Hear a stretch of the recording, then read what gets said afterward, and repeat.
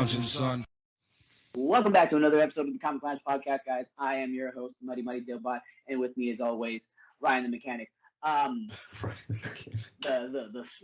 pro solar mechanic. Yeah. So today we're gonna be talking about Love and Rockets by Jaime Hernandez. One of the Love and Rockets books by Los Bros Hernandez, and the one in particular we're talking about today is Maggie the Mechanic. Well, we're talking about stories from Maggie the Mechanic. Stories from Maggie. So we didn't read the entire collection, which is I think like almost about 280 pages. So we read. I had you read the first 71. Yeah. But really, it was the Mechanic story that I wanted to read also because like I wanted to read the color versions, and I've had the color versions for like 6 months, and I just haven't read it, so it was kind of an excuse for me to read. Wait, there's a colored version, so just this.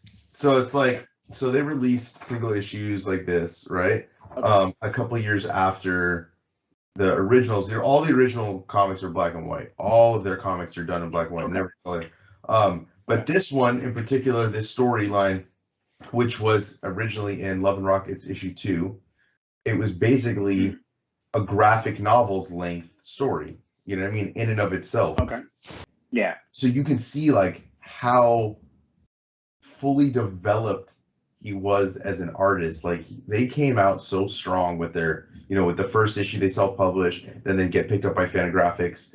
Issue 1 had the Mechanic X story in it, and but then Gilbert Hernandez had like one of his big stories in there as well, right? Right. And issue 2 was where the mechanic story was, and then like I said, they released this in color. There's a couple other stories in here because like there's like Maggie the Mechanic, like it's a bunch of stories. Love and Rockets is almost like basically an anthology because you have Gilbert doing stories, you have Jaime doing stories. Sometimes they do 2 separate stories that aren't even connected. So like the one I have also has like a Penny Century story. Yeah. And then it also has Hey Hopi, like which is like a 3-page story, right? Yeah. The cool thing is though is like these single issue ones I have, like this one has an introduction by Alan Moore, right? Oh wow. The next one has an introduction by Wendy Pini from like ElfQuest. But Alan Moore, just like what he writes, just alone about like the Hernandez brothers, just like the last 2 sentences he writes. Relentlessly charming despite its hard cutting edge, Mechanics is a comic strip for the future with a keen grasp of what was valuable about the strips of the past. If there's a more exhilarating or compelling book on the market at the moment, I haven't heard about it. That's fucking Alan Moore. This is pre-Watchmen. This is around the time he's writing Miracle Man. Like that's high praise, and it's like it's a full page of a fucking intro. You know what I mean? Like it's a full wall of text. But I just decided, I figured since it is like, Maggie the Mechanic, you get introduced to, Maggie and Hopi, who are, I would say, his most popular characters. Obviously, Penny Century is another one. I love Maggie. I love Maggie. And Penny Century is pretty cool, too. Maggie is, her story, where it goes, because we were talking about, like, it's all over the place, especially, like, in the beginning, like, they're figuring out what they want to do, right? Yeah. It has like sci-fi bends, a little bit of fantasy in there also. You have a character called Costigan who has fucking horns on his head. What is that about? They never. It's not like they ever explain it. It's just like, no, this dude has horns. It's there, and that's it. And I've read all of Jaime's. There's a freaking Brachiosaurus. Right. Yeah. So it's weird, right? And like no. But it is charming though, because it's just like, oh, that's what's happening. Okay, cool.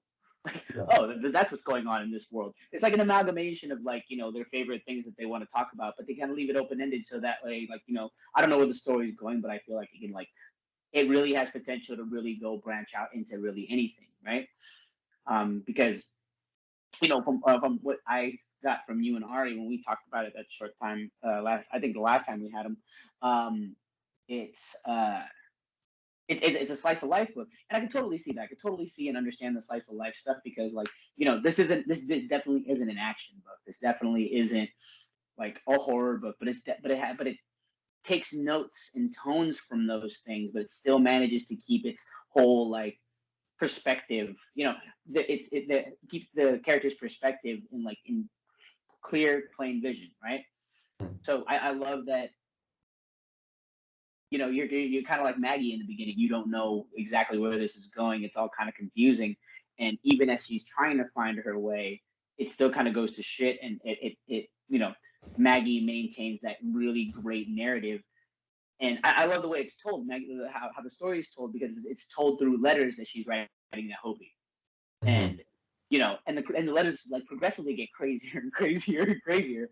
So it's like, it's like it's like if your favorite show, like, it came back on, but they're only doing like weekly episodes, and you're waiting for that episode. That is what, like, it's like a Disney Plus story, but for them, it's for, Yeah, I mean, I think what this series becomes post this, like I said this before we recorded, like my brother,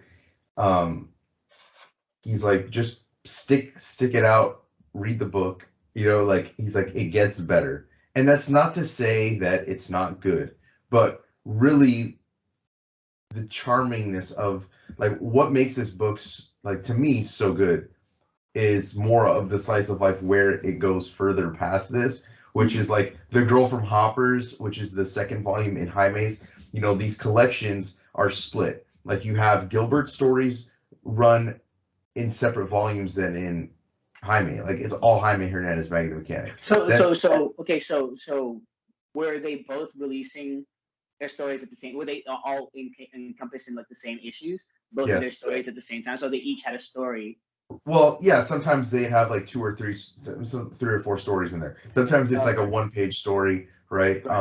So yeah, like Love and Rockets 1 is both of them, and I think Mario Hernandez, their other brother, he's in some issues. I don't know exactly which ones, but he's not as frequent. Like he's not producing anything right now. But when they collected in these library editions, right, which is not even the first time they've been collected individually by stories. So there's like The Death of Speedy, which takes place in Girl from Hoppers, which is one of my favorite volumes, probably the best in my opinion. But yeah, it's back and forth, but this is an easy way to read it because you're just reading, like the Locust stories, which are high. No. I love it. So in the like some of the first comics I used to read were these old Filipino horror anthologies, and they were all told like that. It was like you get 1 page or 2 pages, or even just like a strip here and there of what's going on in that particular world. But this is a really great way to read it. But like I would have loved to read it like as they were coming out, like both those stories at the time. It's, I don't know. There's something about that, like those old comic strippy vibes. It's kind of like, remember how we used to read the Boondocks? How it was literally like the Sunday paper would be the continuous story, like the main story that's going on, but then like during the week it'd just be like, 3 boxes and then boom, story done. 3 boxes and then story done. Like, man, that's it's there's something really special about those old like newspaper strip, comic vibes that like I feel like we don't get enough of now. But this is definitely refreshing to read. I'm really glad that I'm reading it. And how far did I mean, I know we're not going to go past the mechanics and stuff. Well, I mean, I guess this isn't even really, we're not really talking about story. Now we're just talking about Love and Rockets, but that's fine. Yeah. But how far did you get? Did you go past what? I stopped where you wanted me to stop. It is wordy. It's pretty wordy. But like it's not wordy where it feels like it's a chore, because like, like even the dialogue remains true to the characters. So it's not like, they're out here giving freaking Magneto monologues or anything, even though they are. But it's like the art plus the lettering, it all meshes together well. And like I said, it brings it back to that old, creep show vibes, where it's like, they'll give you a lot of information all in a couple pages, but once the ball gets rolling, it's totally fine. Like once you're like, I find I started reading it last Wednesday. This is Monday. This is Tuesday, and we were recording it, and I kind of like spaced it all out. Once I got the ball rolling, once like as far as like I got familiar with how this comic is being presented to you, it became easy. and I was just like, man, this is really good. This is really good. This is really good. Let's keep on going. And the art is captivating enough too. Like I love the character designs. I love the black and white feel. Is it's like Phil Hester, dude. Like, so of course I'm gonna love it, right? Yeah, I think that Jaime Hernandez just really mastered black and white comic books. Like I went through his artist edition. They came out from Fantagraphics, and just looking at like His the process. black, yeah, it's insane, dude. And like he's heavily influenced by like Hank Ketchum's like Dennis the Menace comics, from back in the day, and then also the Archie comics, like especially Harry Lucy's one of like his main influences, and like you can see that. Right, you can see it in the art and some of like the way that the characters are portrayed, or when he's showing like an embarrassing moment or whatever, and like the drops of like sweat, right, like coming off. So that's like something I really enjoy, and like, but he's taken those influences and dropped it into a more mature fucking setting, right? I think Alan Moore even talks about how it's easy to see how Hoppers could just be like a little bit of ways away from like Riverdale or whatever, and I like that he kind of compared it that way, because you can see the stylistic influences, especially from the Archie style even, comics. Even the expressive like body language he uses, like I'm not saying it's too overly exaggerated, but it's like you can tell, like the strain. You can tell when someone like there's a panel with CT where I think it's CT where when Maggie's sick and she's praying, and you see the absolute, she's doing this with her face, with her hands, and you can see the absolute horror and like fear in that one panel alone. And it's literally just like a lot of use of black space and negative space, where some really emotional stuff, and it's really some really emotional things portrayed, and that it would flow with even less dialogue. You know what I mean? Yeah, I think that it like it is very it's more verbose in the beginning than it becomes like later on as he progresses. I think he lets the arts like kind of breathe a little bit more. But it is like one of the strongest, like, I mean, to come out that strong so fast. I mean, yes, we jump from Maggie being like a rocket mechanic, right? In like the first issue of Love and Rockets, and then we kind of still have a little bit of that, like with the dinosaur shit and stuff, and we have Rain Race. But how it morphs into like the straight slice of life stuff, not so much of the fantastic elements, and like Maggie and Hopi are the center of it, right? And then obviously you have like Penny Century. She's still a key character going forward. We have Reina, the whole female wrestling thing, which is a huge influence to Jaime, is very prevalent throughout Love and Rockets. His punk rock fandom like is very prevalent as it moves forward. There's a scene in here where it's at a punk rock show, and I'm like, damn, that's like my first punk rock show with freaking Kenny and Mikey. Oh, really? Yeah, they took me to my first. Remember, like, you remember Kenny and Mikey, right? We went to school with them, and they were like the two Cabrera brothers. They're in the punk band, and it was called Political Decline. And they brought me and Hershey to our first punk show. That's awesome, dude. It was crazy. I can't imagine you at a punk show, but I mean, and this is like the early 2000s, so we're talking about like baggy pants, Dylan, like big jacket, beanie on, Timberland boots, going to a punk show. Let me tell you, they were everyone there was awesome. It was like, hey, what's up, Doc? You want a beer? I'm like, yeah, yes, I want a beer. I mean, the energy of punk rock, it's a different kind of energy. It's kind of like hip hop, right? Like, I think punk rock and hip hop both have a specific type of energy and vibe that they give off, and I think that Jaime channels that and puts it into his comic books in everything he does. And I think that, I mean, I can't wait till you read further, and like maybe we'll do another video. And I don't know, but let's do another video when I get to Hoppers. When I get to Gabriel Hernandez's book, we'll talk about that for a little bit too. All right, cool. Yeah, I want to read through this. I'm doing this, and I'm doing Doom Patrol. So yeah. By the way, I know this is totally off topic, but I'm doing Doom Patrol, and I don't know why I haven't read it before, because this thing is freaking amazing.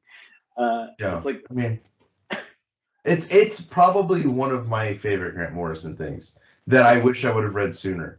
And I know this is also off topic, but I just read through his entire Green Lantern, and I'm I good think on I think good that on that. character designs were like my favorite thing from that run. The only Honestly, that was the saving grace was Liam Sharp's art, yeah. but I could not. It was like, and I read it instead of reading it month to month. I read all 24 issues, 27 if you include the Black Stars, and it was just like, I probably will never read it again.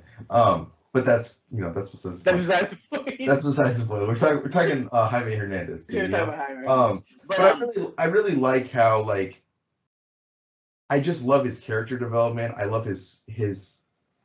To me, he draws some of the best women comic. Like he's probably in my top 3 for the way he draws women. He draws them in such a natural way, like just like in the the natural body shape. and the Like, movement, like the movement in his character work, figure work is just it's insane, dude. Like you can feel the movement, you can yes. feel the emotion. You know what I mean? In every single character that he puts down on paper. Excuse me. Yeah, like I don't know. I think it was day 30. I think it was like where Sanjo's son slaps Maggie in the ass, and then And she hits her head. Race. Yeah, she hits her head. Yeah, And yeah, yeah. Race. Yeah, you know, ran race and then get into a fight. I feel like there's just so much emotion and expression in those panels, like from the real creep face on Sanjo Jr.'s face as he's slapping her butt, and then like the anger in which freaking the anger he shows when like Race gets hit with a bottle. Like there's you hit the nail. Jaime hits the nail on the head when it comes to expressing these emotions and these like panels. Hits the nail right on the head every time. And like as the story progresses and as the art progresses, as he said, like it just gets better.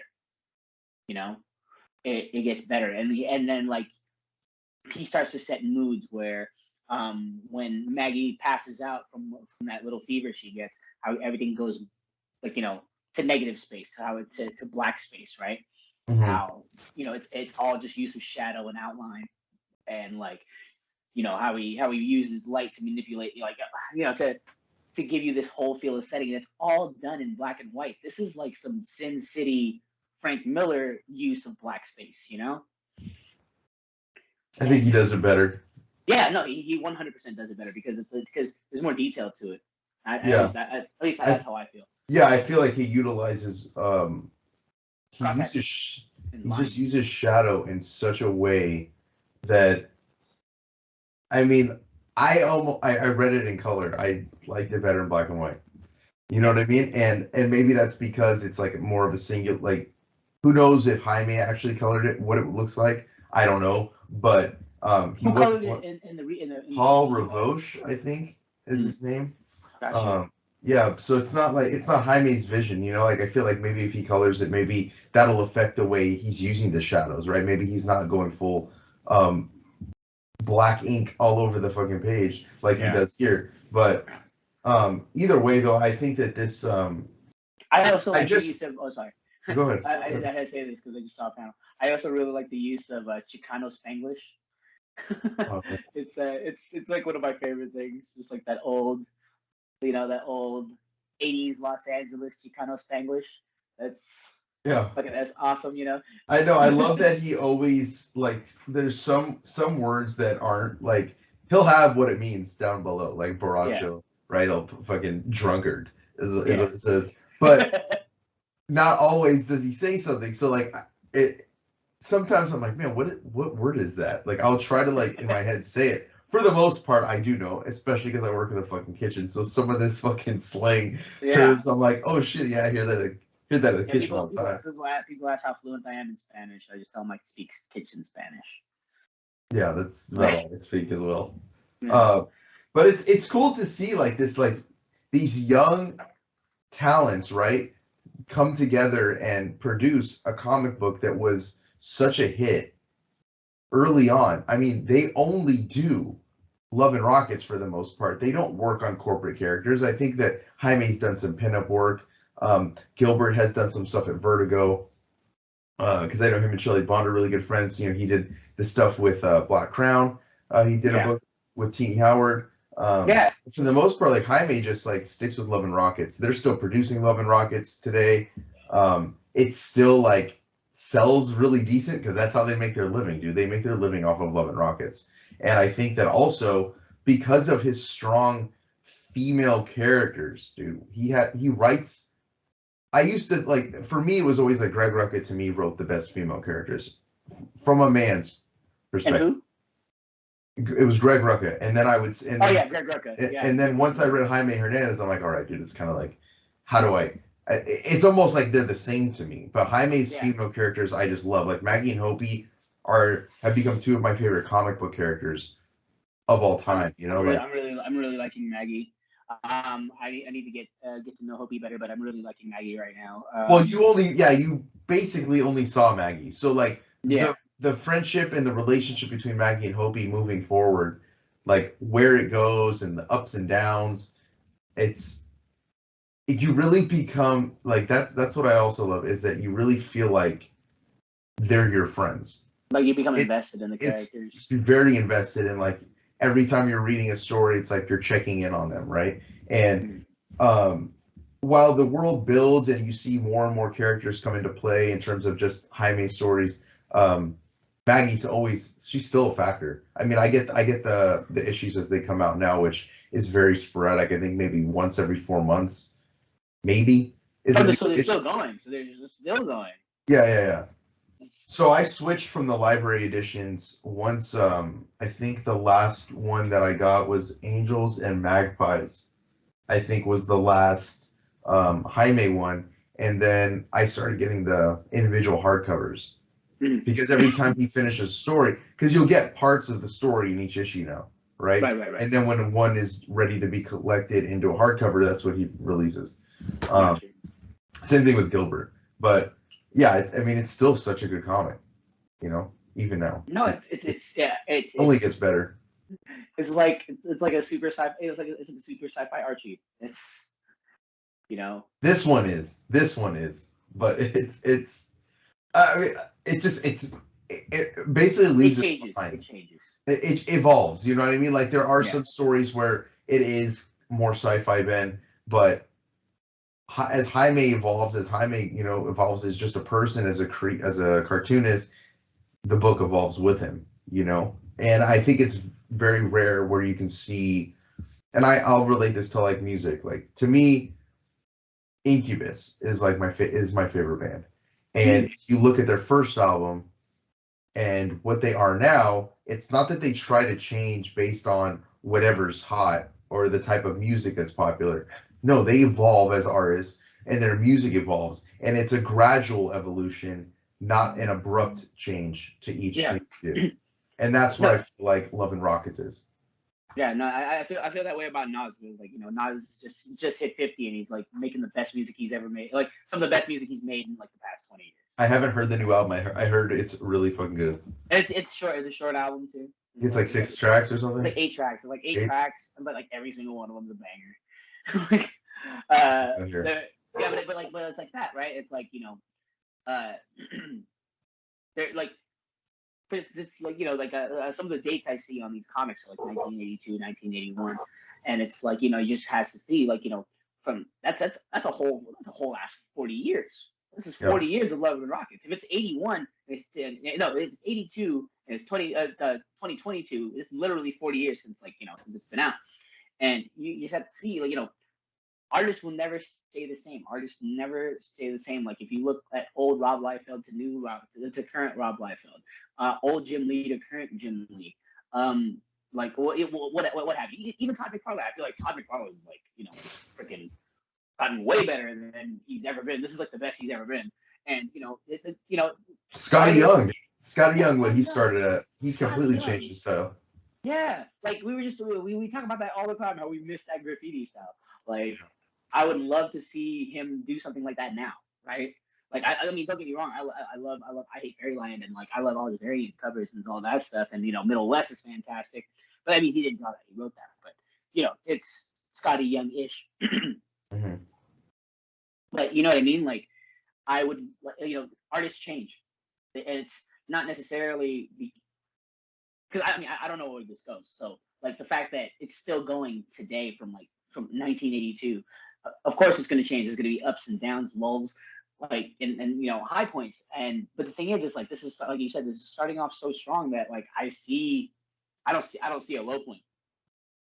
Well, yeah, there's no low. To me, there's no low point. Yeah. In terms of his career, I think his writing continues to get better. His art, it's already damn near perfect from the Right. get go. So he just maybe tweaks things maybe a little bit. But if when you're reading it, when you read it fast, not fast, but if you like read this story, then you read like the newest one, maybe you'll see the difference. I read it over the span of a year and a half, and I got all of them. I mean, once I really got into it, I couldn't stop, and I just kept buying volume after volume.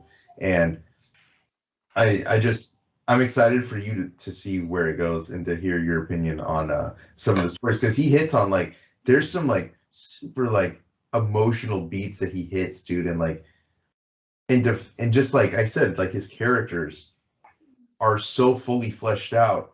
Maggie is Maggie in this trade, the first story, the second story, and you still see that Maggie now, except she's older. She ages in real time, so it's not Oh, like okay. yeah. That's pretty So tight. she's I think what she's like late teens, I think in the beginning of Yeah. this, and like maybe not exactly real time, but she's aged. She's in Yeah. her So 50s. there's a progression. There's a Yeah, she's legitimate definitely in progression. her 50s. Her and Hopi are not the same age anymore.